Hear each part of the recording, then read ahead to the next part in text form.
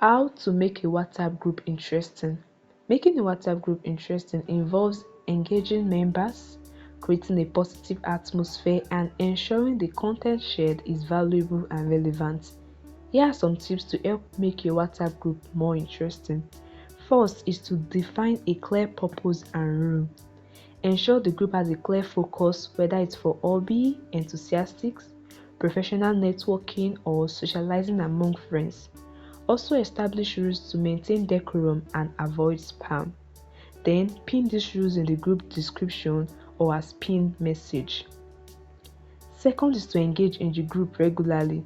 Share regular and relevant updates, which could be news, articles, videos, or interesting facts that relates to the group purpose. Also engage members by asking questions or starting discussion or trending topics. Then use WhatsApp poll feature to get opinion or make decisions on group activities. The third is to encourage participation by regularly asking for feedback on what content or activities members would like. Also, try to acknowledge active members or those who contribute valuable content to the group. Additionally, you can organize fun activities like quiz or guessing game.